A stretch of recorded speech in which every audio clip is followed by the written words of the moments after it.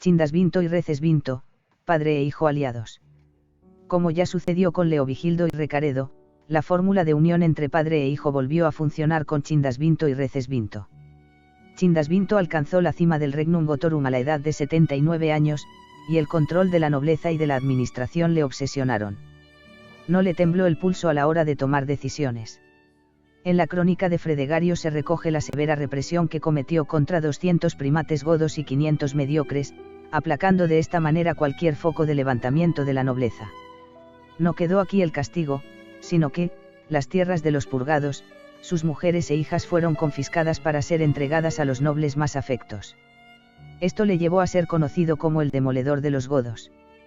Chindasvinto convocó un concilio nacional. En su intento por controlar las bases del Estado, la Iglesia era una pieza fundamental. Así quedó reflejado en las decisiones tomadas en el Séptimo Concilio de Toledo del año 646. Chindasvinto no respetó la normativa adoptada en el Cuarto Concilio, su autoritarismo e intervencionismo fueron únicos.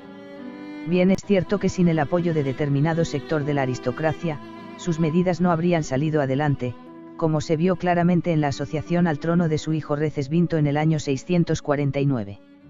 Chindasvinto tuvo que lidiar con los incansables norteños, que se volvían a rebelar constantemente como ya habían hecho contra los anteriores reyes godos. Con los suevos y bizantinos vencidos años atrás y los francos apaciguados, los nobles se emplearon a fondo contra las poblaciones de vascones.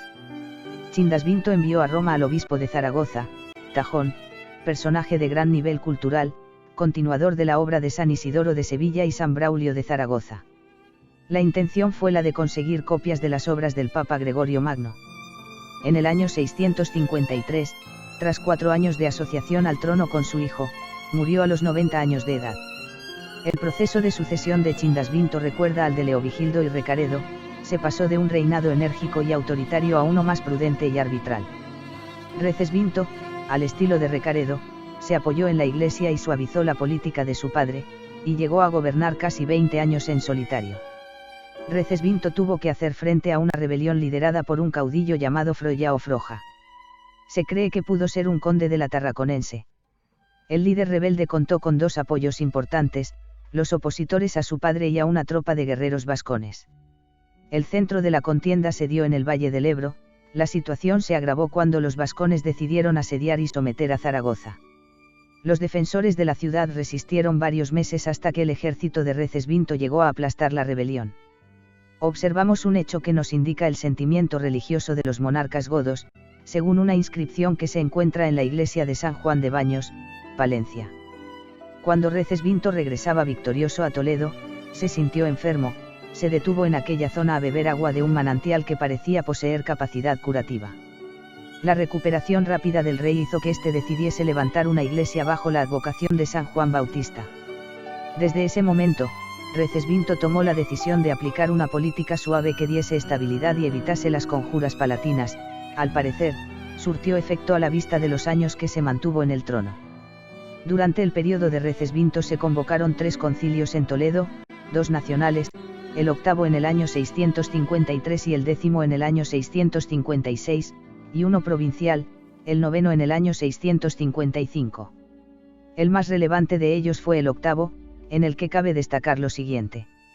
Se decidió el cambio de rumbo de la política con la intención de suavizarla. Se discutieron las propiedades que correspondían a la corona derivadas de las confiscaciones que hizo Chindasvinto.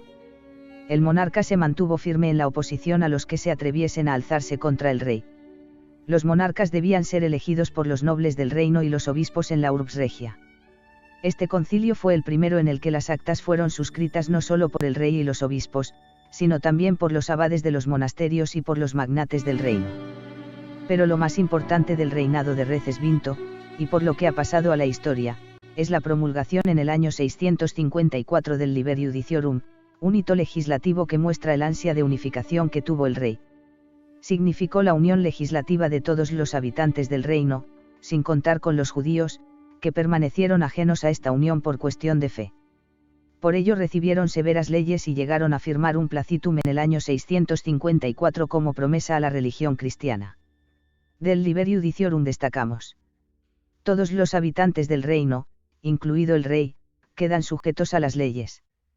Consta de 12 libros con más de 500 leyes que incluyen leyes del Código de Eurico y Leovigildo, así como algunas de Recaredo y Sisebuto, más un destacado número de las de Chindasvinto.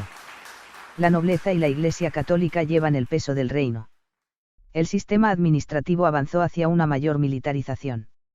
El liber iudiciorum estuvo presente en los reinos cristianos tras la invasión musulmana. Así se aprecia en el siglo XIII en Castilla como el fuero juzgo, que influyó en la legislación de reyes como Fernando III el Santo y Alfonso X el Sabio. José Carlos Sacristán.